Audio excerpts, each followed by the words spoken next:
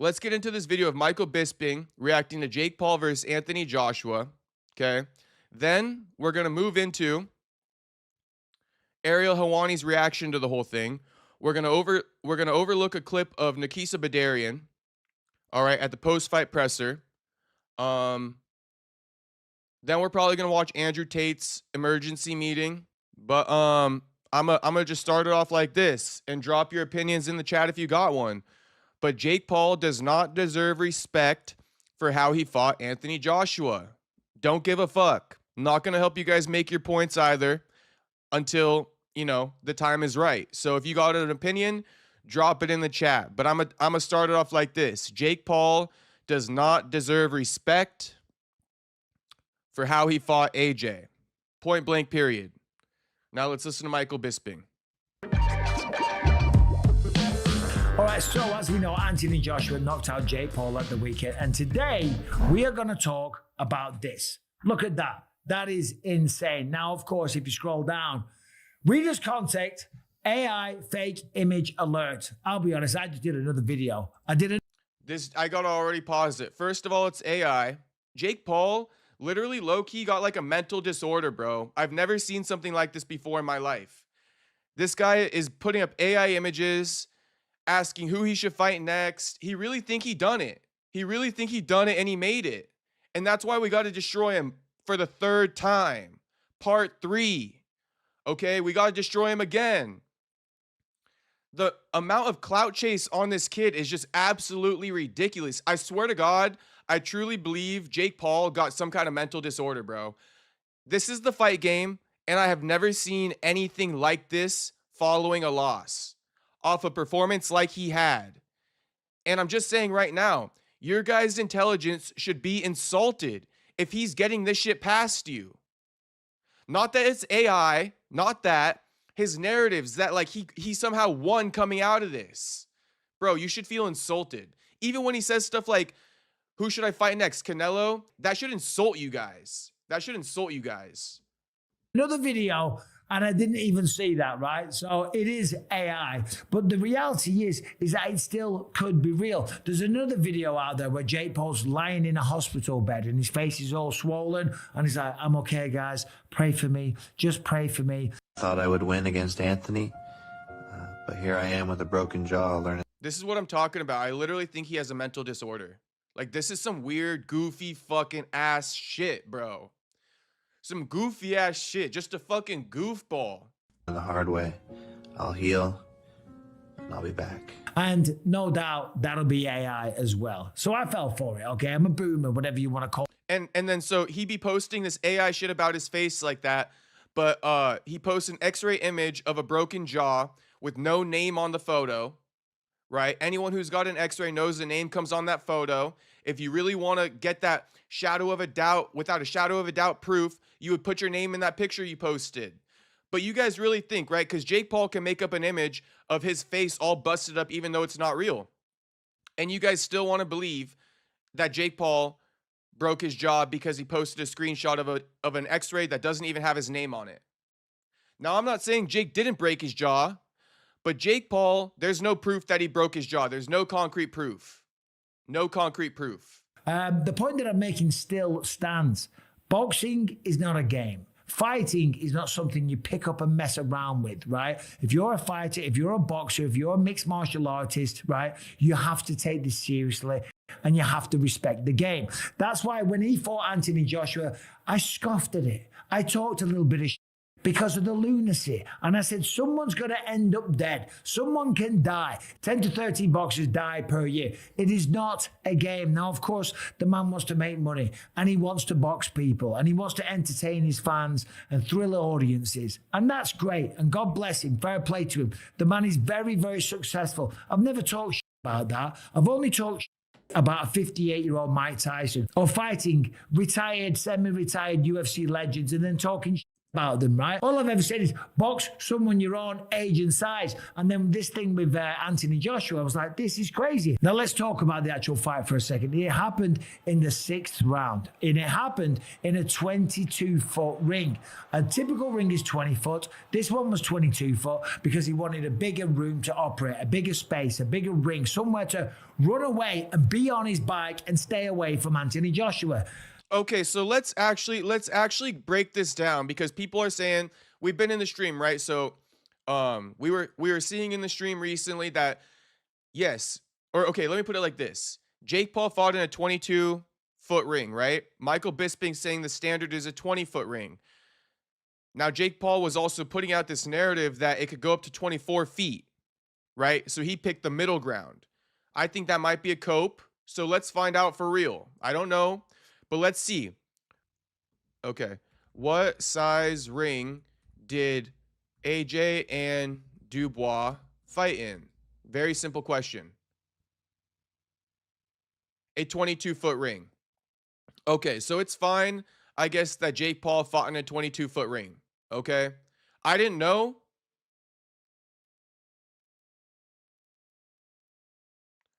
Oh, but it does say right here. So read this. Size 22 feet by 22 feet. Standard versus AJ/Dubois. Standard rings are often 20 by 20 feet. So this was slightly bigger than usual for a pro bout. Make of that what you will. Okay? The standard rings are 20 by 20. So Bisping is right. Even if Dubois and AJ fought in a 22-foot ring, it seems like somebody negotiated for that. The standard, without negotiation, is a 20-foot ring. Does that make sense to you guys? Standard, without negotiation, 20-foot ring. Somebody has to negotiate for a 22-foot ring. Okay, I just want to put that out there now for you guys.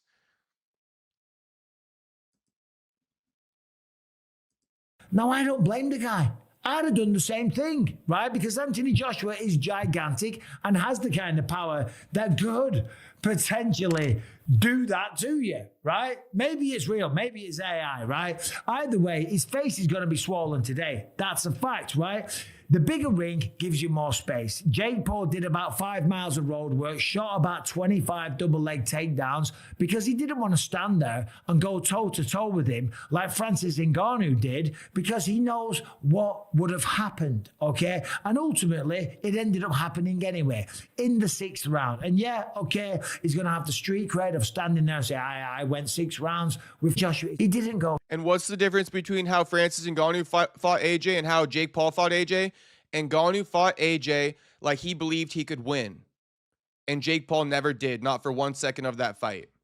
Jake Paul's whole goal was to land a couple big overhand rights and basically go out on a shield like that. The second he took a big shot. And also troll around and shoot double leg fucking takedowns and goofy ass shit. But people, you know, they do troll Francis Ngannou for that loss.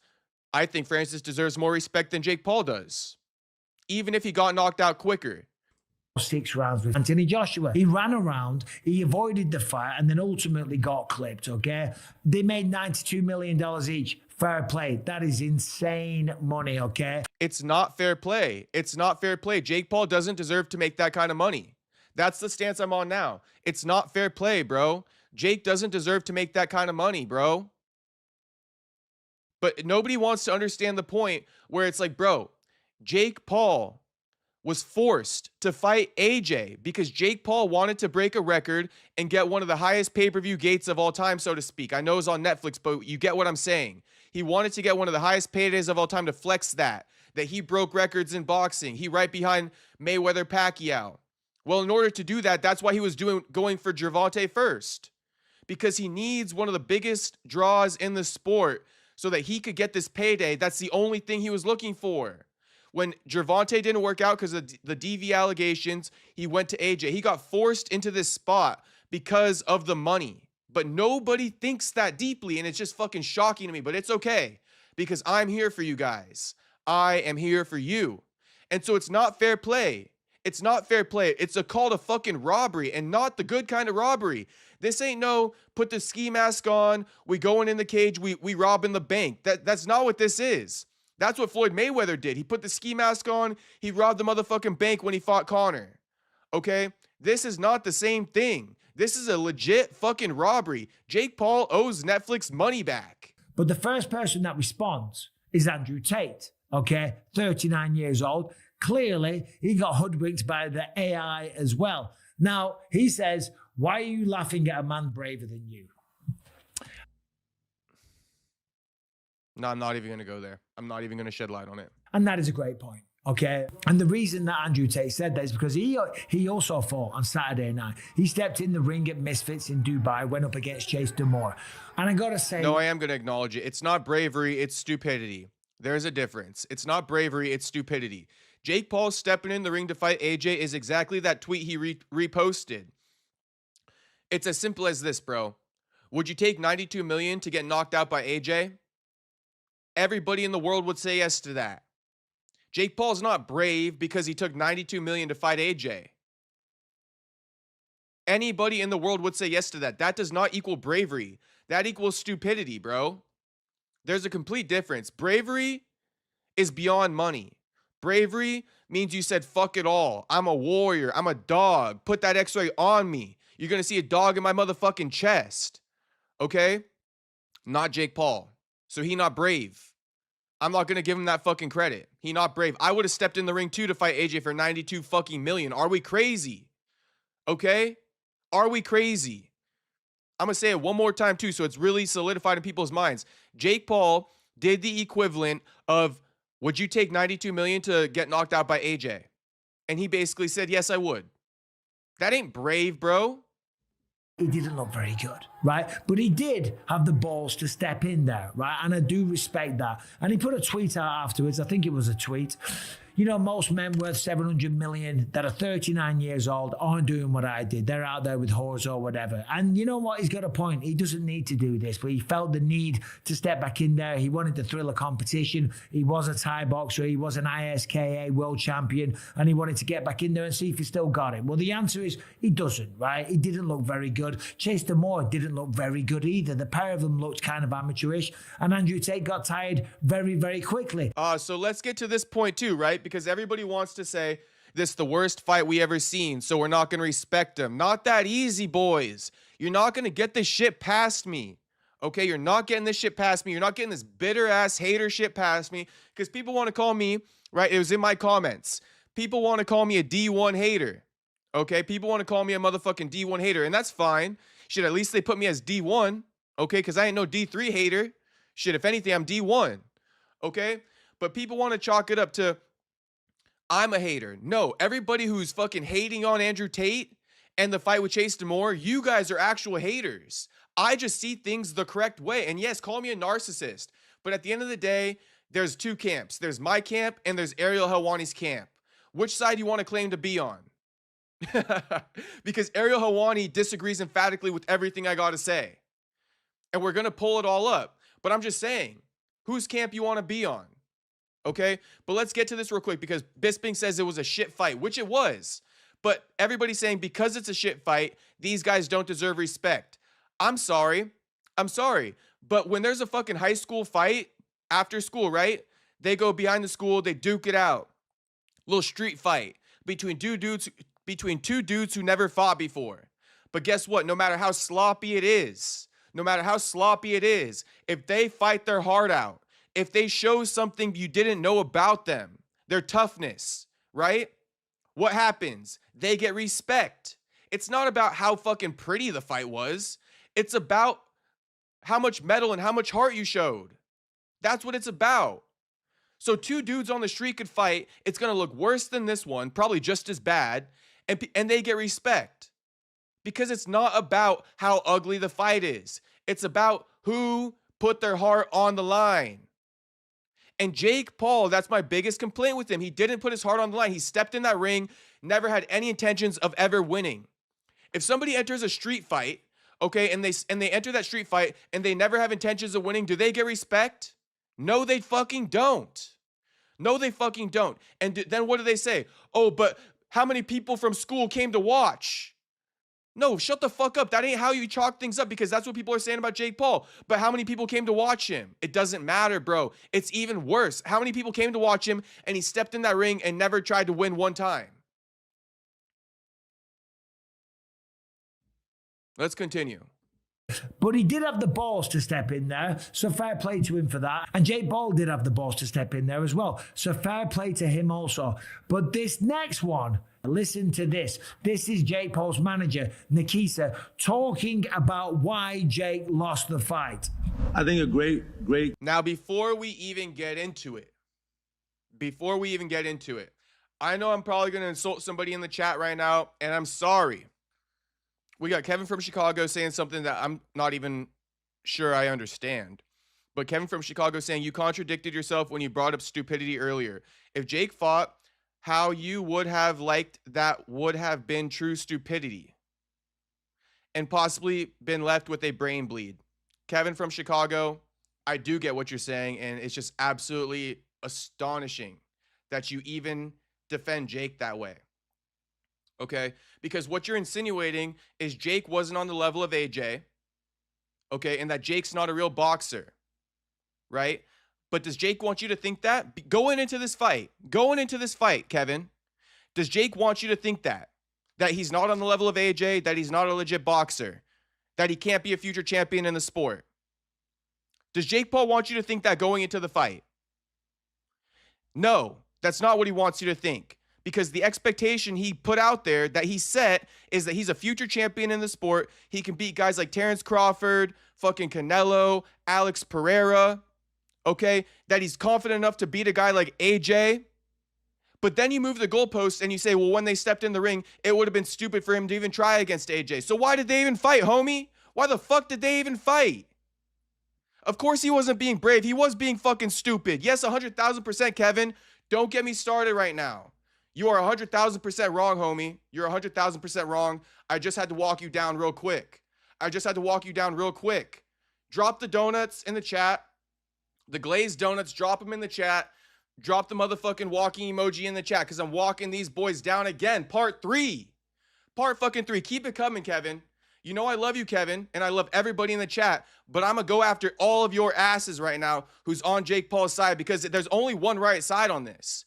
There's only one right side. And Kevin from Chicago coming with a new perspective, just getting walked down instantly. Walked down fucking instantly. How I fucking walk homie down, right? And the second I read the chat, I don't even have time to think about this shit. But I read that chat, boom, you're walked down. Boom, walked down. You feel me? It's insane. It takes me 0.1 seconds to think of a fucking rebuttal for you guys. Now, I wanted to say something because I paused this video. Nikisa Badarian is going to be on the same tip as Kevin from Chicago right now, okay? Dwindling the expectation of Jake. And I got to say this. I'm going to insult some people in the chat right now. I'm sorry if you got a beard. I'm sorry if you got a receding hairline, okay? But I'm a jokester, okay? And with every joke, there's a little bit of truth, right? So here's the fucking joke with the truth. Never trust a man who wears a hat or rocks a beard. Never trust a man who rocks a hat or wears a beard. Why? Well, shit, they rocking the hat to fucking hide the receding hairline. And they're rocking the beard to hide the fact that they don't got no jaw. They a catfish. Okay, you can't trust them. They catfishing off the bat. Off the back. Shout out to 4 Extra. Okay, homie got a beard on. And I'm not saying this a blanket statement, but yes, it's going to make my point right here. Homie got a beard on. He catfishing off the bat. Shave that shit off. I bet you he don't got no jawline. I bet you got some chubby cheeks. How about Hamza? Everybody's seen the Hamzat Chimaev shaved fucking face memes, haven't you?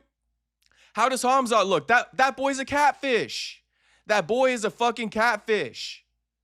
Okay, we seen Aljo with no beard. We seen Connor with no beard. Okay, the gig is up. Never trust a man with a hat or a mustache. And I'm joking. Okay, but there's a little bit of truth in every joke. Okay? A little bit of truth in every joke. Shout out to everybody in here who got a receding hairline or a beard. I got love for you, okay? But we are fucking saying what we saying right now. Now let's listen to Nikisa. Fucking spin of the century right here. Game plan and preparation. Why Jake lost the fight? I think a great game plan and preparation, unbelievable heart. And the reality is, Hold on, first off, it wasn't unbelievable heart. He was dancing around, and there's no shame in that. There's no shame in that because we have weight classes for a reason. But it wasn't unbelievable heart, right? It was a good show. It was a great show. Jake lost because of the size difference, not because of the skill difference. Oh my gosh, bro. Are you kidding me? And this proves my point. You can't trust Homie. You cannot trust Homie. At least he's not wearing a hat right now because he definitely got the hairline fucked up. And no, you know, it's all love, guys. Just let me fucking joke around. You're gonna get on a comedian when he performing a comedy set, so don't get on me. This ain't no hate to you, okay? But I am hating on fucking Nikisa right now. Yeah, saying that Jake lost because of the size, not skill. This is ridiculous, but this proves my point. Nikisa over here spinning like Jake Paul's on the same skill level of AJ. Okay, so why is Kevin from Chicago saying it would have been stupid for Jake Paul to actually try? Kevin, you are operating off a lower expectation than what Jake and his management have for himself. You're setting the bar lower than Jake even sets it for himself, homie. Because here his manager is saying right now, it wasn't a size issue, or it wasn't a skill issue, it was a size issue. Now we already know we can't trust homie, but still yet, he fucking lying. And Kevin from Chicago, no, I can't draw or grow a fucking beard. Okay, so if that's your guys' expose on me, then let it be your expose on me. I admit, cannot grow a beard. Shit, if I didn't shave for 2 weeks, there would be nothing there. It'd be less than fucking Bisping, okay? So shit, you guys can roast me all you want too. It's all good. AJ was hanging on that neck, pushing him down. And when you have someone that heavy constantly doing... No, he wasn't. Jake Paul was shooting in on takedowns constantly. Constantly. Jake Paul was the one clinching up, not AJ. What the fuck are we doing? Dog-faced liar. Dog-faced liar. Drop the dog emojis in the chat for this dog-face ass fucking liar. This dog-faced fucking gremlin. Look at Bisping. that, it does suck the energy out of you. So Jake Paul lost because of the skill difference, not the size difference. I'm sorry. I'm not trying to, insult this guy. I'm not, but the size difference. So Jake Paul lost because of the skill difference, not the size difference. I'm sorry. I'm not trying to, insult this guy. I'm not, but I'm as a fighter, as a former fighter, as someone that's very experienced in the world of mixed martial arts and combat sports in general, right? This is a crazy shout. He lost because he was smaller. He lost because of the size difference. He also lost because he had no business being in there with him. Anthony Joshua is by far a better boxer. Of course he is. You know this. Every one of you watching this knows that. I know that. The whole world knows that. And of course, this guy's his manager, so he's going to spin it. But there is a reason why we have managers. We have managers to protect us from ourselves. To say, hold on a minute, that's crazy. Don't box Anthony Joshua. You might leave in a coffin. But this guy now afterwards is defending it still and saying he lost because he got tired. He did get tired. And there was a lot of clinching. Hold on. We got to fucking pause it for a second. In other words, this dog face ass gremlin who you can't trust, Nikisa Badarian, basically let Jake go in there, nearly get killed. We all fucking know it. He would let Jake go in there, nearly get killed, risk his fucking life. Apparently, he got a fucking double broken jaw. I'm going to use that to make my point, especially because Jake could be lying about all this shit. So yeah, all your lies, Jake, I'm going to use to make my point too. But Nikisa Badarian was willing to let Jake Paul go in there and get potentially killed. People died this year. In that motherfucking ring. Okay, Nikisa Badarian, his job is to protect Jake from himself, like Bisping said. No, because Nikisa Badarian wants that fucking bread. He let Jake go in there and almost get killed, bro. Almost get fucking killed, and he should have been. Not fucking flatline, but he should have got his ass knocked out even worse. Even worse, and I don't fucking mince my words, I mean that shit. That ain't no hyperbole. Jake should have been knocked out worse. Okay, but Nikisa let him do that. Now what's Nikisa doing? Counting his fucking dollars. Did Nikisa step in that fucking ring? No. Did Nikisa look out for Jake? No. Did Nikisa make that money? Yes. Does Nikisa have a beard with no jawline? Yes. He a fucking catfish, bro. He ain't who he acts like he is because he acts like he fucking cares about Jake, right? No, he cares about making $1 off Jake. Jake should fire this fucking scoundrel. Dana White was right about Nikisa Badarian. He a fucking scoundrel, and this proves it. Bisping saying it without even saying it. He not getting on Nikisa's ass like that, but I will. Nikisa let Jake risk his fucking life to pad his own pockets. And no, I'm not talking about pad Jake's pockets. I'm talking about Nikisa's pockets.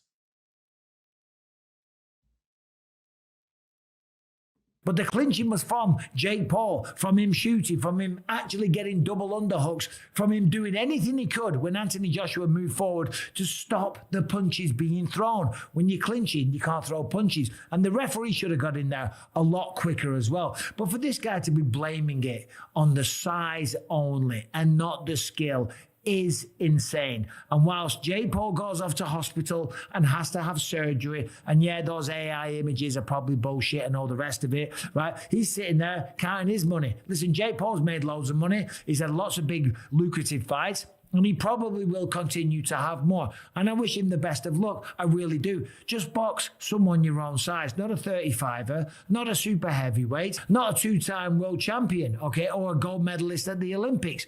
Fight a cruiserweight and fight someone up and coming. Simple as that, right? And then everyone will give him a ton of respect. This is all the stuff I've been saying for weeks. All the stuff I've been saying for weeks. And Bisping also said something a few seconds ago that also made... Oh, the referee. How Bisping says the referee should have stepped in sooner and put a stop to all Jake's fucking clinching in that fight. Yeah, he should have been. And guess who said that during the fight? During my fucking...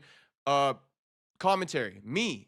And just going back to the fight in Dubai for a second, Amir Khan was there. And Amir Khan, as we know, I think he got the silver medal at the Olympics representing Great Britain. Here is what he had to say. I know the fight's still going on. Andrew Tate, Sanchez, Demoor, but you're walking out, man. What's going on? This is some pile of shit. I'm telling you, I've seen guys that give it the big ones. I mean, no disrespect. Look, bro, I don't know if it's the dancing partner, but I am horribly like, you know what I mean? It's just, bro, like, there's no punches are being thrown. It's just hugging. And I mean, look, I'm a fighter, so I should never talk bad about other fighters. But Fahad, let me ask you, what do you think of this? Is this a fight? So that's the interesting part there for Amir Khan. He said, I'm a fighter, so I shouldn't talk bad about other fighters. But he's got to call it as he sees it as well. It was kind of a load of shit.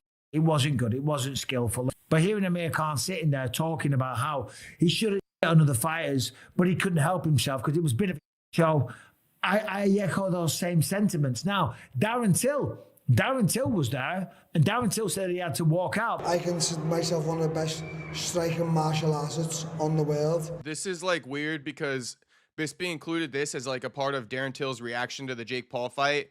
No, this is Darren Till's reaction to the Andrew Tate fight. But so it's kind of this little segment that he's doing right here. It doesn't make any sense.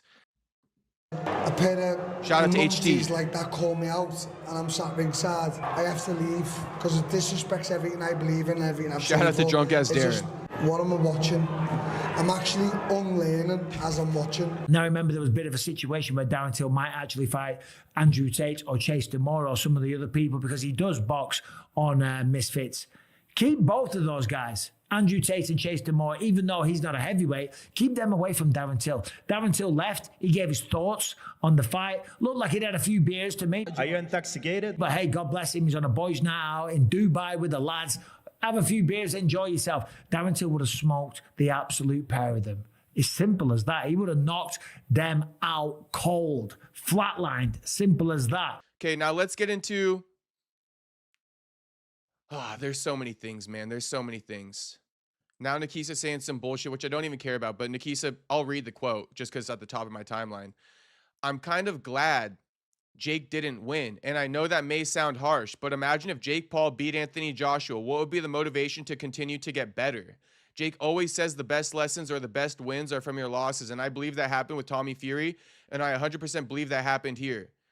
This dude is just like, oh my goodness gracious. Like, I wouldn't trust this guy with anything, bro. I wouldn't leave. I don't got no kids, but I wouldn't leave my kids with this guy. I wouldn't leave my kids with this guy. Dude's a scoundrel. And you know, if you a good judge of character, you know that this dude's a scoundrel. Even with what he's saying here, these words, this mashup of words that he just put together to cope with the Jake Paul loss? No, homie. It doesn't matter what you think, Nikisa, because you let Jake go in there against AJ and get fucking potentially killed. Why? To pad your fucking pockets. Why do I say that? Because it was your job in the first place to not let Jake Paul step in there. Your job in the first place. But this is all your guys' fault because you wanted to get the second highest grossing event in boxing history right behind Mayweather and Pacquiao. Never forget it. They had that money locked in with the Tank fight. They thought they had something. Oh, we're going to do this Tank fight. We're going to fucking highway robbery. It's going to be a decent matchup because Tank's smaller than me. As soon as they pulled out of that Tank fight, okay, who were they reaching out to? Terrence Crawford and shit like that. And Ngannou. They didn't want AJ, but they knew AJ was going to have to be one of the options because there's only so many boxers who could fucking take that fight to get him the payday he was already secured on Netflix. The Netflix slot was already locked in when he pulled out of the fucking Tank fight. Yes, Jake pulled out of the Tank fight. Tank didn't pull out of that fight. If you know, you know. I'm not going to waste my breath. You guys are all supposed to be hardcores, right? You should know.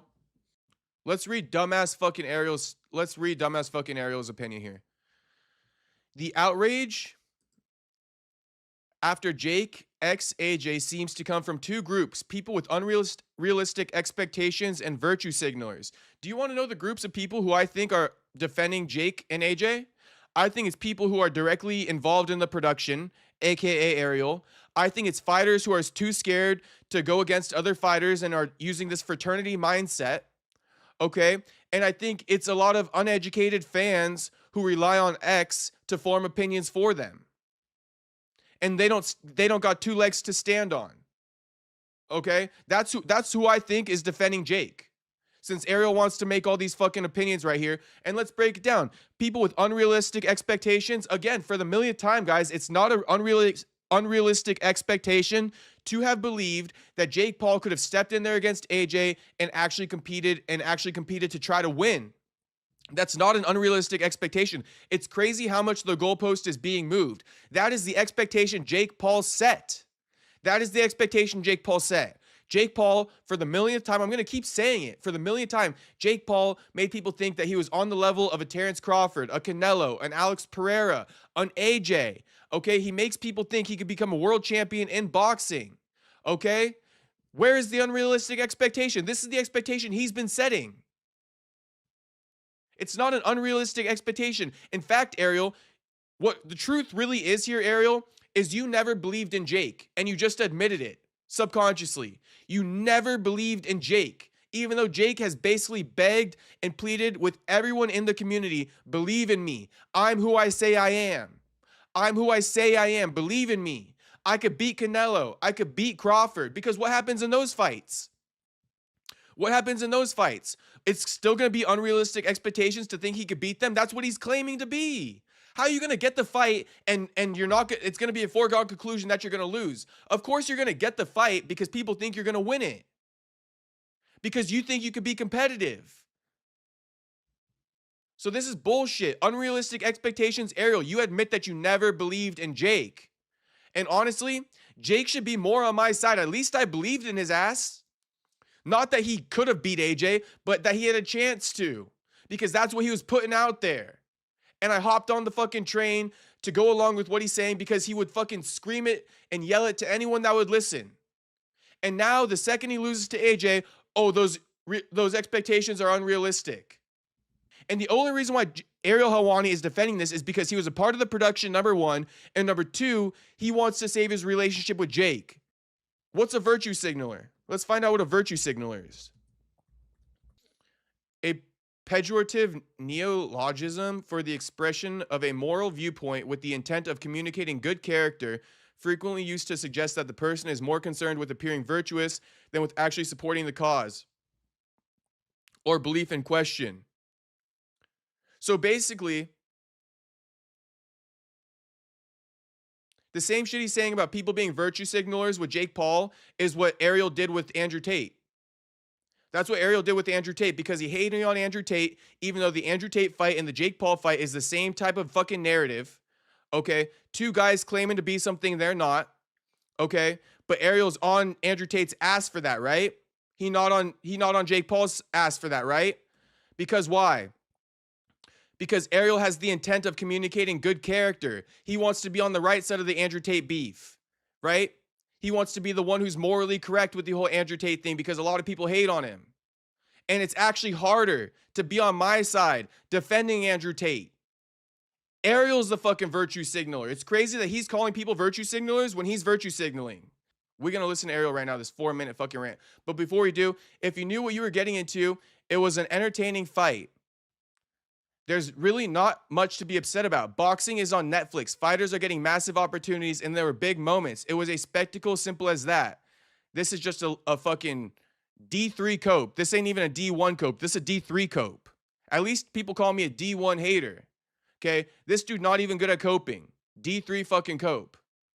First things first, I do believe that the way in which you feel about this fight on the Monday after depends on how you felt about it going in. And what I mean by that is, if you were expecting Ali Frazier... No, it doesn't matter how I felt about it going in. It matters the standard that Jake set, you fucking idiot.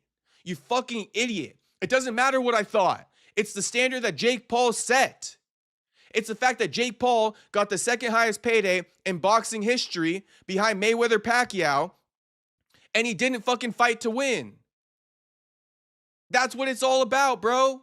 You don't get that kind of money just for nothing. And yeah, you better be on your hands and knees fucking crawling to pick up your mouthpiece, just like Mike Tyson.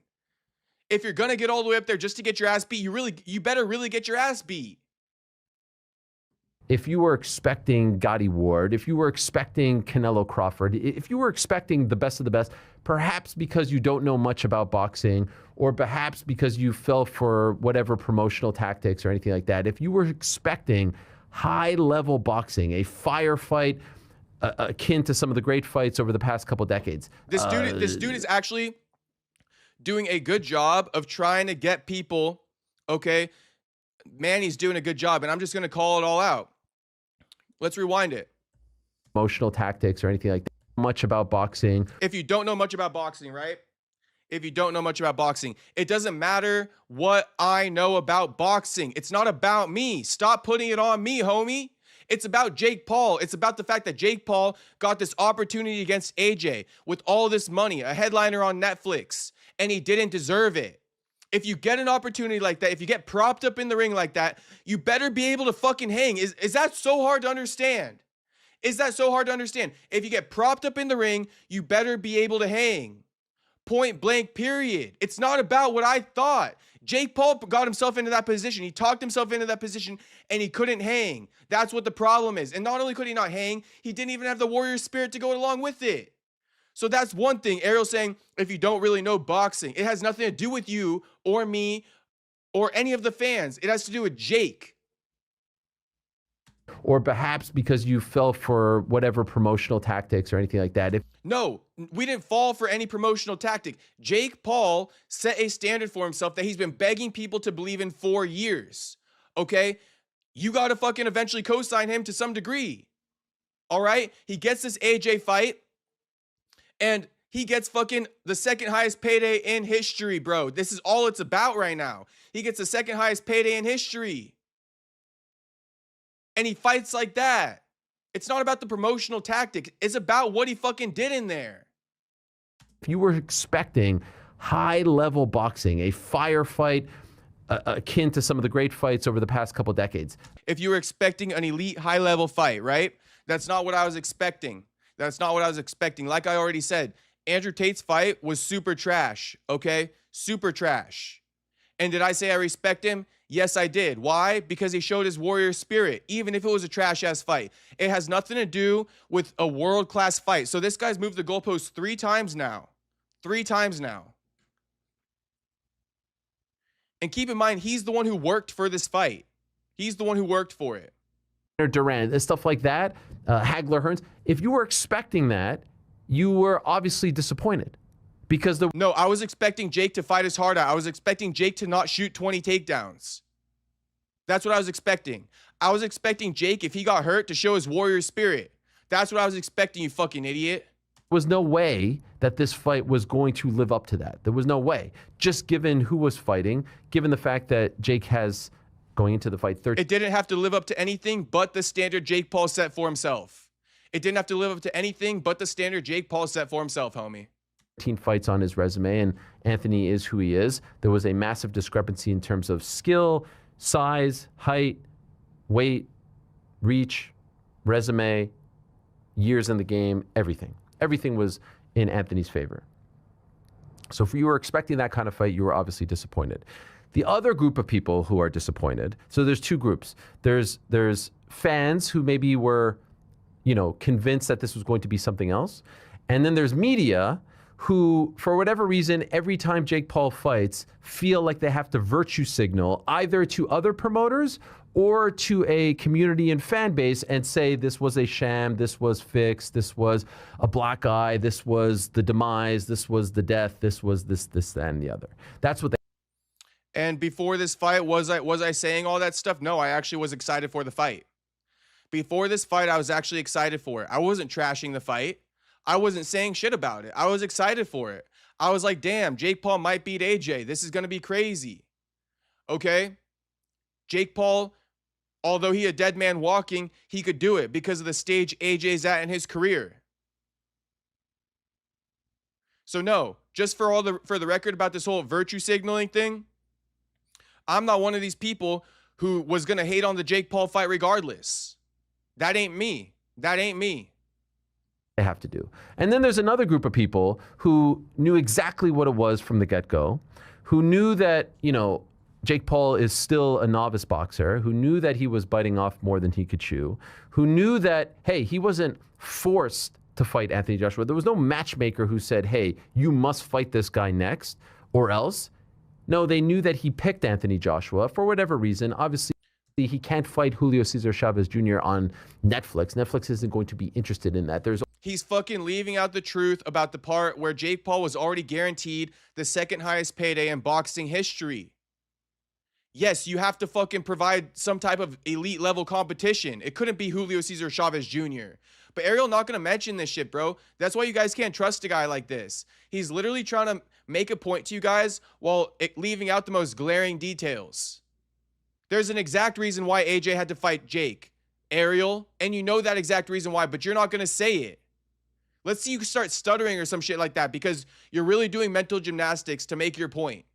Only a certain caliber of fighter that they're going to be interested in. So a Ryan Garcia and Anthony Joshua, Terrence Crawford versus Jake, a Tank Davis would make sense. So he only has, a certain amount of fighters that he could choose from. The pool isn't as deep as if he was fighting on DAZN.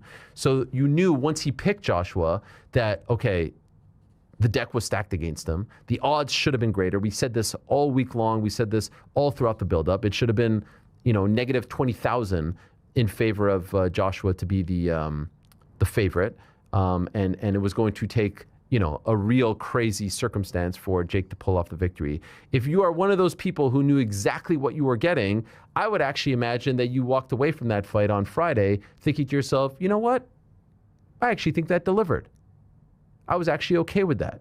And I will say, and yes, I was working the broadcast, and yes, I was working for Netflix, and yes, you may say I'm flying a little bit too close to the sun, and that's totally okay. I walked away from that thinking, I thought that that was entertaining. I thought that Jake actually earned people's respect. And again, I don't really know what people are saying online, but he hung in there for 6 rounds when most people said he's not going to make it past the first round or 30 seconds or 1 minute, 2 minutes. He went 6. Were there moments where it looked like he was hanging on for dear life? Absolutely. Were there moments where it was like, yeah, you shouldn't be trying to take the guy down or you shouldn't be hanging on as much as you were hanging on? Absolutely. Were there moments where he actually cracked him with a couple of shots? Yes, as well. In the end, he lasted 6 rounds with a former 2-time heavyweight unified champion, with an Olympic gold medalist, with someone who may not be in his prime, but is not so far out of his prime to where it's like one of those fights where it's, Jake versus Mike Tyson from last year. And so as I'm watching it, I'm sitting there ringside, and I actually watched it yesterday on Netflix, and I'm thinking to myself, it's actually 2 different fights. When you're sitting there ringside, and I know I'm blessed to be sitting there that close, I was captivated the entire time because I thought at any moment, AJ, who is built like a Greek god, as he said, could take his head off. Some of those right hooks, some of those left hooks, some of those uppercuts, some of those jabs looked like they were that close to making him fly, make Jake Paul fly into the 5th row. And so the whole time, you're just sitting there waiting for it to happen. What a fucking idiot. This guy's just bad for the sport. Just bad for the sport, man. Just bad for the sport.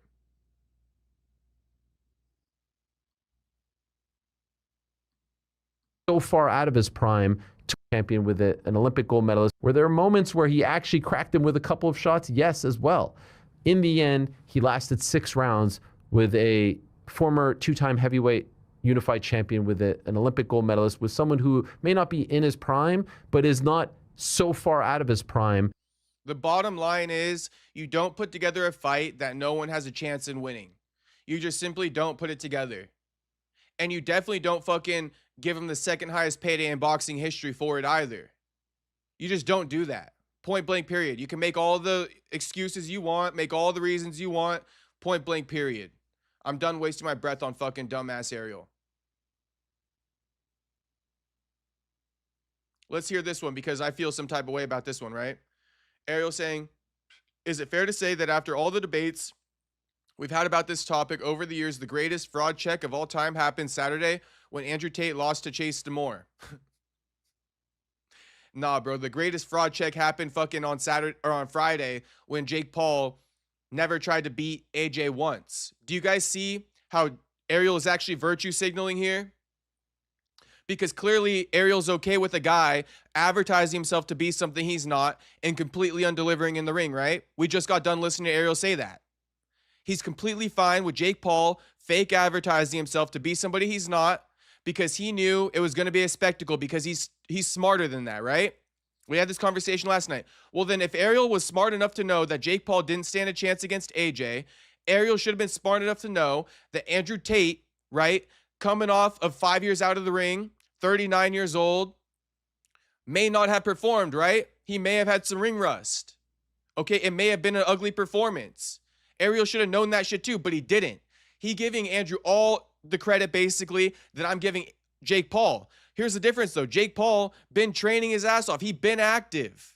Okay, Jake Paul deserved to have more of the credit and to be called a fraud check than Andrew Tate. The Andrew Tate fight, everybody knew what they were getting into with that one. Nobody knew what they were getting into with Jake Paul and AJ.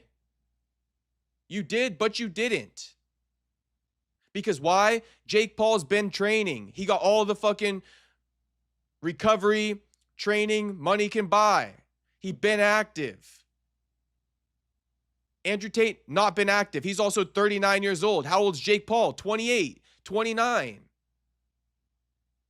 You guys describe Andrew Tate's performance. And is it fair to say, guys, legitimately, is it fair to say that of all the discussions we've had over this topic over the course of the year and throughout our lives as combat sports, whatever you want to call us, pundits, journalists, whatever the hell it is you want to call us, is it fair to say that the greatest fraud... I want to finish my point real quick before he gets into the greatest fraud check of all time. So why is Ariel a virtue signaler?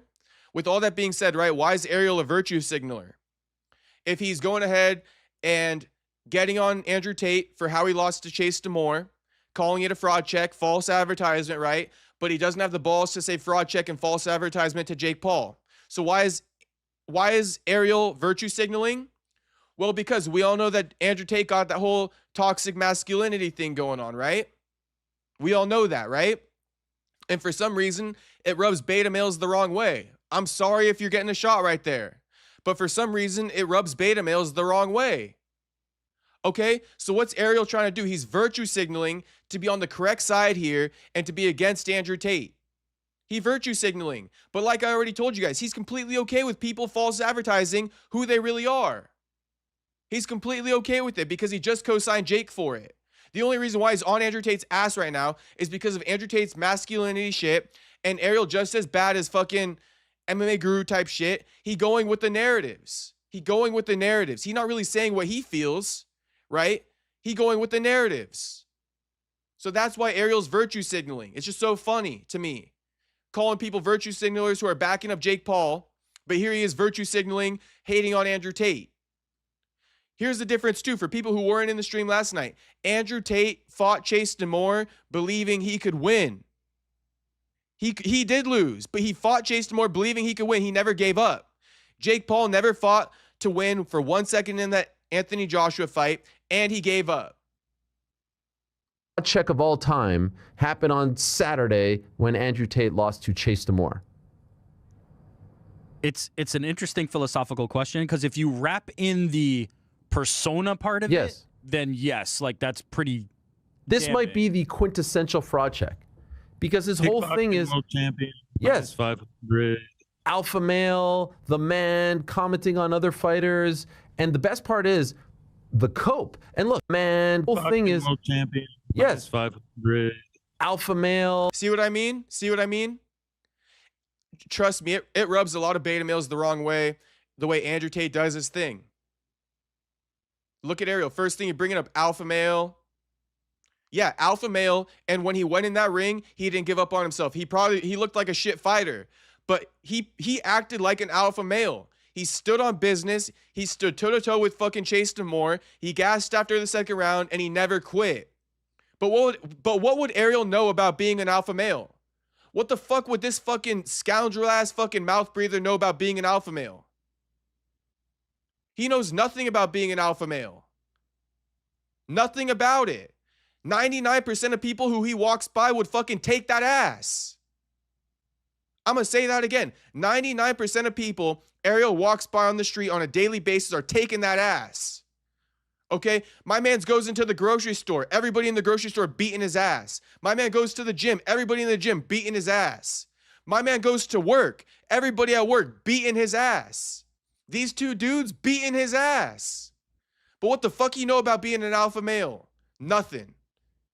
The man, commenting on other fighters, and the best part is the cope. And look, I have respect for every. How many fighters has Jake Paul commented on? How many fighters has Jake Paul commented on? How many times has Jake Paul said that he's the man? He's the man. He's the man. I could beat AJ. Give me Alex Pereira. Give me Canelo. Give me Crawford. Give me Usyk. Ariel, you're just making yourself look so terrible. One who steps through the ropes. I don't care if it's misfits, amateur, pro, you're a veteran, you're a rookie. But him trying to break it down like what he did against Chase and what Jake did against Anthony are two of the same things is hilarious to me. Like to describe Chase in the same breath, with all due respect, as Anthony freaking Joshua. Like you went in there against Chase Demoor, misfits champion. Jake went in there against Anthony Joshua. These two things are not like each other. Completely not like each other. Yeah, they're completely different. And yet here you are comparing the two. It's about your fighter's spirit, period. Point blank, period. It's not about, like I told you guys, two kids in high school fighting after school. They both suck at fighting, but they both fight their heart out. They both deserve respect. Point blank, period. And what did Andrew Tate do? What did Chase Demoor do? They look like two fucking high schoolers fighting after school who never fought a day in their life, but they fought their heart out. They never gave up, and that deserves respect. That's all this is about. Okay? It doesn't matter that Jake Paul stepped in there against a guy way tougher than him, because that's what Jake stepped into. So if you're going to step into it, if you're going to get all that money, then you better fight your heart out. You better fight to win. You better at least show your fucking mettle, your warrior spirit. But what the fuck does Ariel know about any of this? Ariel is like the worst person to ever be a journalist in MMA. I swear to God. This has been such a downfall in MMA, having this guy as the biggest voice for like MMA media. It's such a downfall. This fucking beta male, this weasel, this fucking pussy. Unbelievable. And then he has an audience that actually listens to him, but I think it's a minuscule audience. It's probably all bots anyway. There's no way people actually listen to him. Anyone in the chat listen to Ariel? Just trying to get a fucking room temperature here. Anyone in the chat listen to Ariel? It was, he should have never taken this fight. If there was any sort of like each other, completely not like each other, it was, he should have never taken this fight. If there was any sort of doubt about him winning, he should have never taken this fight.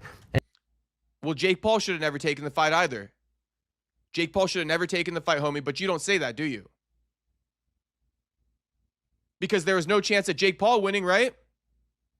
You just said if there's any chance of him losing to Chase Demoor, he should have never taken that fight. Well, how about if there's any chance of Jake Paul losing to AJ, or if Jake Paul had any chance to beat AJ, he shouldn't have taken the fight? Not if Jake Paul had any chance to beat AJ, but being the fact that Jake Paul had zero chance of beating AJ, he shouldn't have taken the fight either. He should not have taken the fight either. And now he's going online and he's doing the babyface thing of like, you have to live. And I'd rather try and fail. No, that's not who you are. Your persona has nothing to do with failure. Your persona is about winning.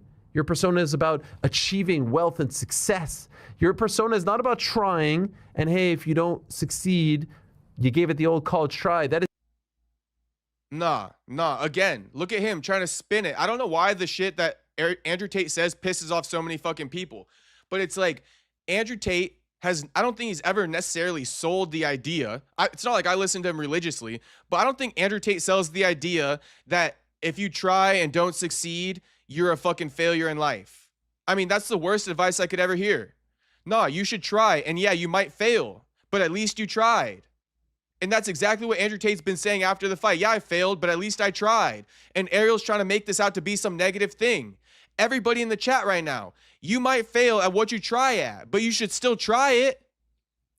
Because what's Ariel really saying here? What am I really saying here? You shouldn't be afraid of failure. Okay, that's my piece of advice for you guys. You shouldn't be afraid of failure. Failure should not be the reason why, fear of failure should not be the reason why that you get prevented from doing something. Okay? But keep listening. Not that I think any of you guys do, but keep listening to this fucking idiot right here. Okay? Talking about, oh, he shouldn't have even tried if he was going to fail. What the fuck? No, you should still try. You should still try. You shouldn't let fear of failure stop you from trying something. But look at him trying to make his points, man. Look at him trying to make his points. Is the antithesis of everything that you have spewed over the past 5 or so years. So miss me with the like, I'm proud of myself for trying. And I went in there against the champion who's really good. No, you didn't. You went in there and you looked awful and you failed. He looked awful and he failed. That's true. But did he fucking give up? No. Did Jake Paul give up? Yeah. And does everything you said about Andrew Tate apply to Jake Paul? Yeah. But do you co-sign Jake Paul? Yeah. It's crazy, bro. What's the difference between these two? What's the difference between Jake Paul and Andrew Tate? Oh, Andrew Tate's toxic masculinity. What is Ariel's biggest argument as to why he's hating on Andrew Tate right now? Because of his toxic masculinity. You guys literally can't make this shit up. You literally can't make this shit up. Look at this beta male. Getting his ass took twice on Sunday. Twice on Sunday and every other day of the week, this guy getting his ass fucking took. Look at him. That's the face he makes. This is the face he makes when he's getting his ass took. Yeah, this is the face he makes when he's getting his ass fucking took. Jacob has the peanut butter on standby, just waiting for Ariel to come across his path. Miata boy, I got something better. I got something better. Okay? I'm carroting his ass. I'm carroting Ariel's ass. Okay? Ariel getting the carrot from me. He getting the peanut butter just to get it lubed up. Then in goes the carrot. Okay, then in goes the carrot. Some straight LA County jail shit right there. Some straight LA County jail shit. All right? He getting peanut buttered and then he getting fucking carroted. That's a damn fact right there. We're almost done with it. We are almost done with it. We're actually not. We're going to watch Andrew Tate's emergency meeting as well. Because although I'm not on Andrew Tate, or although I'm on Andrew Tate's side, you know, I'm gonna be joking about his fucking emergency meeting because he got some dumbass fucking takes in there. Starting with the fact that God made him lose and he potentially got one more minute with his brother. I mean, if you guys know what I'm talking about, you know what I'm talking about. If not, I'll show you guys the clip in a minute. Jake Paul reportedly made $92 million. This isn't brave. You know what I would do for $92 fucking million? For the record, I haven't watched this at all. Have not watched this at all. And look at him saying the same shit as me. Broken jaw, sign me the fuck. Dude, slam my dick into the door of that Hummer right now for $92 million. That hurts way worse than breaking your jaw. What? 92. So I would jump. So I don't want to hear any more credit for Jake getting 92 million, because we all would take 92 million to get fucking way worse than what AJ did to Jake Paul. We would all take 92 million to take a worser ass beating. Okay, a worser ass beating. So I don't want to hear anything about the 92 million anymore. I would jump into the Nile River filled with fucking crocodiles for $92 million. 92 million. Not do you yet, know Scott. what type of What up, shit Scott? people will do for $1 million? $92 million? Y'all want to tell me that's brave? You know what the fuck people do for way less money? Show up to a fucking 9 to 5 every day that they fucking hate. That's what they do for way less money. Shit. Do whatever you want to me for fucking 92 million, except fucking stick it in the butt. You feel me? What? What? Brave? It's not brave. Brave would be jumping into the ring and actually engaging like Francis did. That's fucking brave.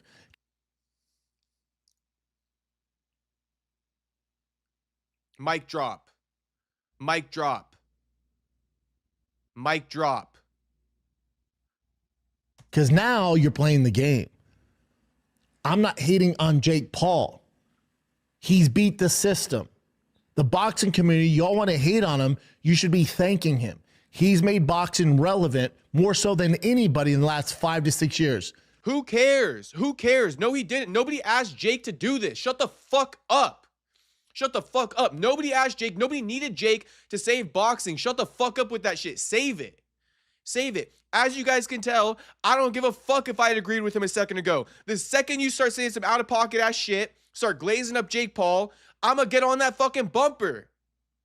Shut the fuck up, Brendan. Nobody asked Jake to save boxing. We don't need this shit. It doesn't matter. This point's irrelevant too. This is like the $92 million point. How the fuck are you gonna say don't bring up the $92 million because it's stupidity, not bravery, and then you're gonna move into the exact type of parallel point, being like, oh, but Jake Paul made boxing more relevant than the rest of the boxers. Oh my God, bro. These guys get so fucking in their feelings the second they feel like they're hating. Who gives a fuck? Just say it. I'm hating. I'm a D1 hater. I'm a hating ass bitch. And what? And that's your fault. That's your fault. There's no fault to other boxers right now. This has nothing to do with other boxers. This has to do with Jake, bro. You so dumb. And I'm gonna chill out now, but shit. Yeah, I really had to crash out there for a second. The boxing people, the promoters, the shit show that you guys have, you don't have 5 fucking stars. Now he just ruining it all. You don't have 5 fucking stars. David Benavidez, Ryan Garcia, Terrence Crawford, Canelo, Usyk, AJ, Tank. I just named you fucking 8. You know, Tiafimo, Devin Haney. The fuck are you on, dude? The fuck is this dude on? Better Bivol. The fuck is this guy on right now? Honestly. You know what would happen if Jake Paul trained MMA for 4 years or 5 years and jumped in there with a Hamzat or Tom Aspinall? There's no way to fake it. There's no running. You can't run. You can't run. He wouldn't have a career. It wouldn't get out of the first round. It'd be impossible for him to survive. You can do it in boxing. You can do it in boxing. Andrew Tate says he's still the top G. I'm not top G because I've never lost. I'm top G because I've been hit so many fucking times and I get back up. Because I just lost a fight and I'll fight again today. Because I'm not afraid. Because I'll keep fucking trying. Okay? So shout out to Andrew Tate. He's still the top G in his book. And like I said, that's what life is about. Not about winning and losing. It's about effort. It's about effort. It's about never giving up. It's about never quitting on yourself. It's about trying. None of that stuff Jake Paul did on Friday night against AJ. So let's listen to Andrew Tate explaining why he's still the top G. Talk about what makes me top G and what makes me a champion. Is it because I've never lost ever? Is that why I'm top G? Because I've never lost anything ever? Guys, they According to Ariel, yeah. fucking raided my house and threw me in a dungeon for something I didn't do.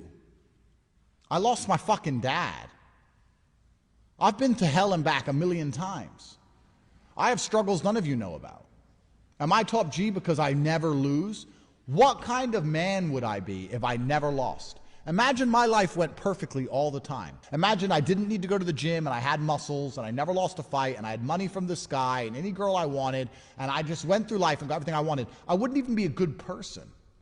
I wouldn't be human. I wouldn't know anything about how the world functions. I couldn't teach you anything. I'm not top G because I've never lost. I'm top G because I've been hit so many fucking times and I get back up. I'm top G because I just lost a fight and I'll fight again today. I'm top G because I'm not afraid. I'm top G because I'll keep fucking trying. Do you understand? It's not about never losing. It's about the fact that I will get up and try. It's about the fact that I'm not afraid to lose. And I'm not afraid to be ridiculed. And I'm not afraid to be mocked. That's how I built the life I built. That's how I got yachts and private jets and hundreds of millions of dollars. Because I'm not afraid of anything. I'm not afraid to be laughed at. And I'm not afraid to get fucking hurt. That's why. I put it on the line. I get in the arena. Everyone with an opinion is on the sidelines. Imagine living a life where you're so afraid of loss that you never get to win. You sit in the corner as a coward, writing Twitter comments at people who take risks you will not take.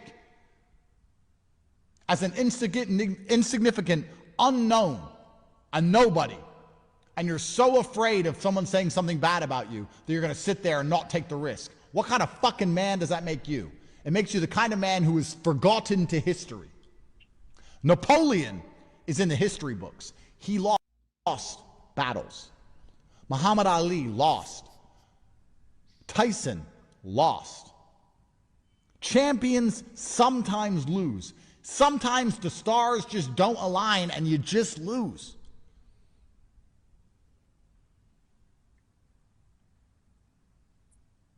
And you have to know that and you accept that when you agree to take the risk in the first place. And that is the barrier that prevents most people from getting anywhere. The what if I lose? What if you lose?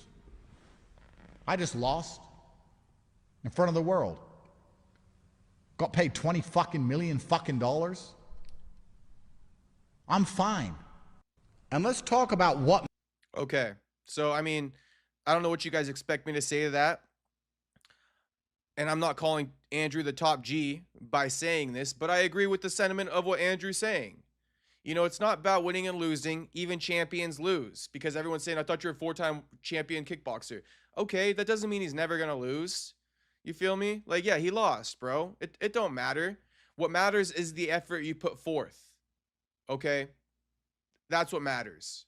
Am I on Jake Paul because he lost? No, I'm on Jake Paul because the effort he put forth. Okay, here's another one. Andrew Tate can't believe he lost to Chase Demoor. I put in the caption, Andrew Tate is having a hard time comprehending why he lost to Chase Demoor at Misfits Mania and claims he's the better fighter and would have won if he didn't gas out after the second round. Well, you did gas, buddy. You did gas. So it is what it is, Tate. Chase Demoor was the better man. I know you're going to correct yourself and say that, but you feel me? Here's Andrew Tate in disbelief still that he lost to Chase Demoor. He in disbelief, okay? This was kind of funny. I don't even know. I've not yet had time to process why he beat me. I got tired after the second round, and I don't know why. The first and second round, he couldn't touch me.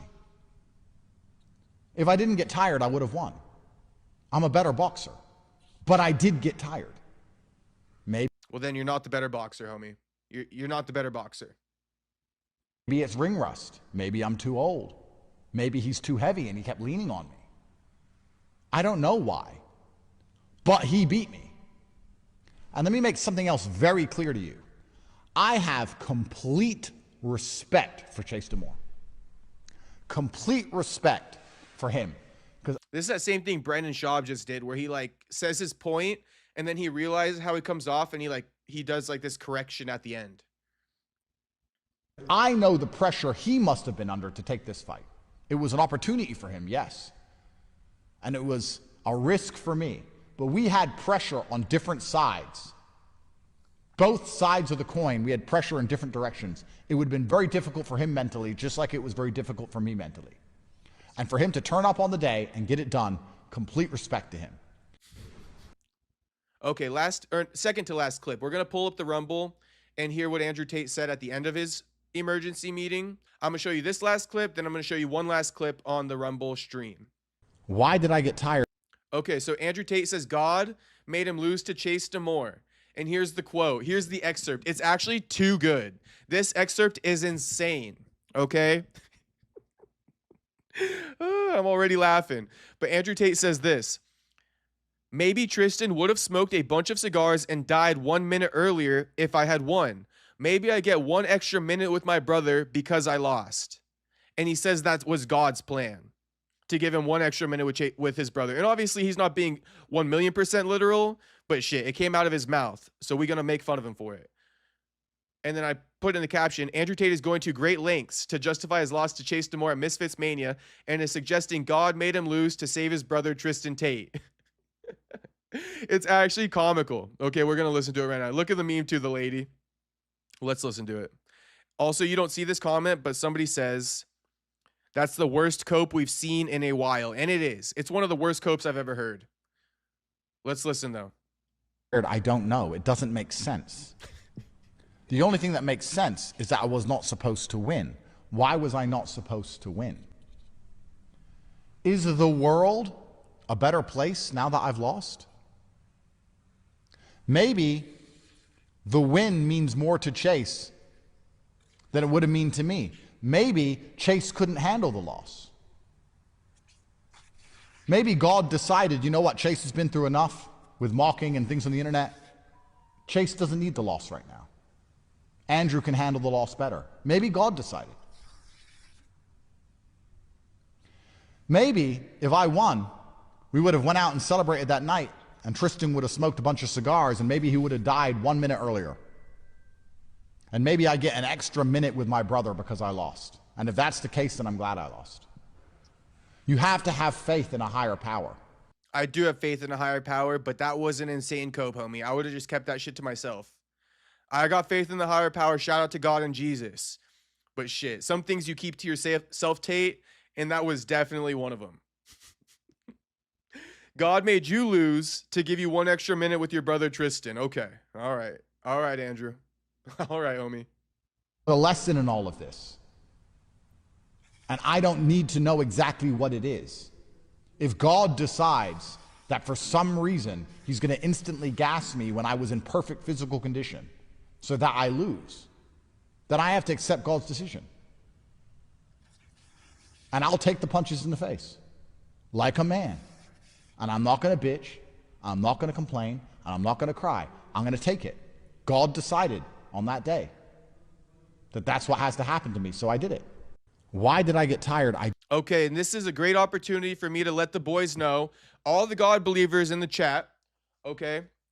This is a great moment to let you boys know, I pray every day, and I thank God for my blessings and the bad things that happen in my life, okay? Because, like he said, even the bad things happen to you for a reason. It's a part of God's greater plan. If you believe in God, this is who I'm talking to right now. Okay? That is why you must thank God for the good and the bad that happens in your life. Because even the bad has a plan. Okay? So I just wanted to take a moment to say that. Because we're making fun of him because he's saying wild shit. But the truth is, shit, I prayed multiple times today saying thank you for the good and the bad in my life. Both. Okay? So a little free game for the boys out there. He's right with the sentiment. You know, bad things happen in your life. It's a part of God's plan. That's what I believe. If you don't believe that, that's fine too. Let me pull up the Rumble stream because we got the last clip to react to for Andrew Tate on his emergency meeting. Yeah, the second he gets free, he goes to fight some heavyweight. What's this guy doing? This will basically be Andrew Tate revealing that his brother told him that he's tired of him looking at the silver linings and things and that he should have won the fight against Chase Demoor. So we're just going to watch this last like 6 minutes. I don't know when it starts, but it's going to start in like the next couple minutes. The harder you hit me, every single time I get back up, something in my soul goes, you're annoying them, Andrew. And that gives me all I need to carry on. I don't lose hope for the future. And I'm not scared of all the bad things that are coming my way because I know there's going to be a whole bunch of good things too. And perhaps my job here as a man is to be a vessel from which others get to experience things and learn things and improve their lives. I get to teach you all lessons. I get to teach my children lessons. I sat with my son. He said, "What happened to your face, Dad?" I said, "I lost a fight." He goes, "Why did you lose?" I said, "I don't know. I can't explain it. I'm a better fighter. I don't know." God wanted to save your Uncle Tristan. God wanted to give me one more minute with your Uncle Tristan. That's why I lost the fight, son. But even if I knew I was going to lose, I'd still fight. And boy, you're going to have to fight. And you're going to fight whether you win or lose. And he said, "Yes, sir." Maybe that's why God wanted me to lose for that conversation. Maybe he wanted me to lose for this emergency meeting. Maybe I'm about to save someone's life. Maybe my job on this planet is just to take a fucking beating over and over again and just pay for everyone else and give everybody else what they want. To make sure the mothers of my kids have a fantastic life and to make sure that my kids have a fantastic life and to teach you all things. And maybe I'm just here to fucking suffer and get my ass kicked and I'm going to do it all so I can give everyone else a fantastic life and give everyone else mindset advice. Nobody gives me mindset advice. Nobody helps me. Nobody helps me with my mindset and saves me when I'm depressed. No, maybe I'm just here to take a fucking beating like a piñata and give candy to everybody else. Maybe that's what God's plan was for me. But I ain't gonna fucking cry about it. If that's what God wants me to do, then that's what I'm gonna fucking do.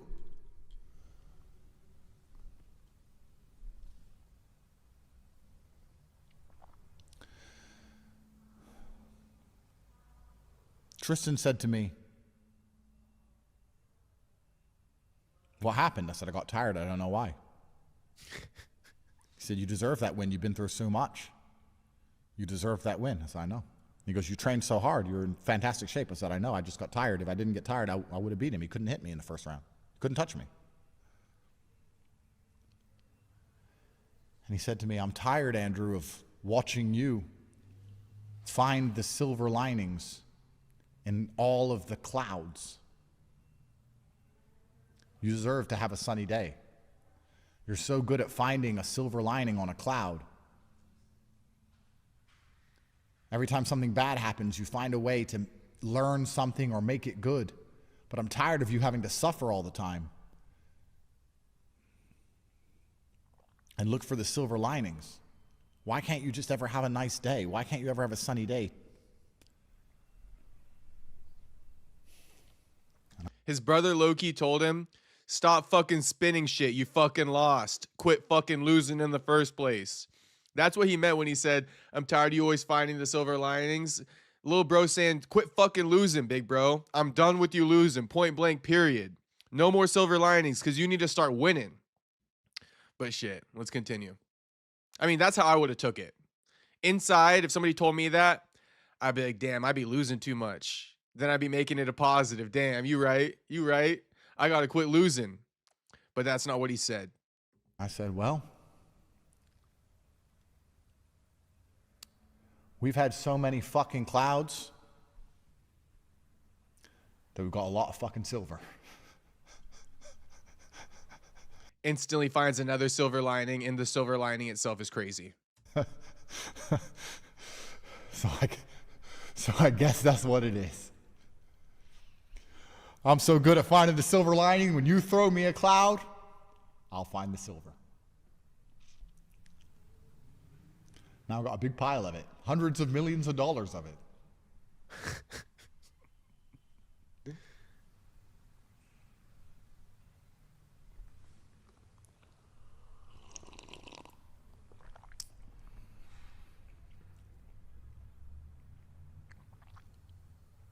People say he's emotional right here, like he's crying on the inside or something. What do you guys think? I don't personally think he was crying or anything. I think he just took a break here. But a lot of people are captioning this post. They're clipping off this video right here, and being like, Andrew Tate gets emotional, speaking about how his brother says no more silver linings and shit. Let me know. And then he like walks off. So let me know. I don't think he got emotional, but you guys drop it in the chat. Help me out. What do you guys think?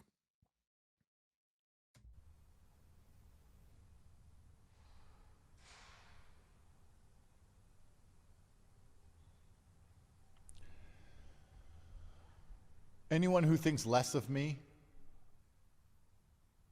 for doing something I didn't have to do, for money I didn't need, for taking a risk with my life,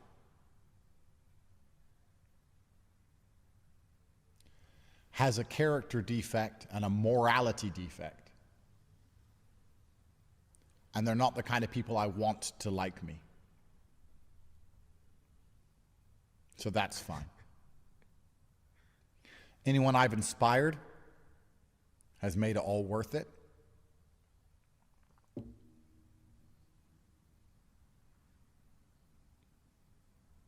And if I could go back in time, knowing the result,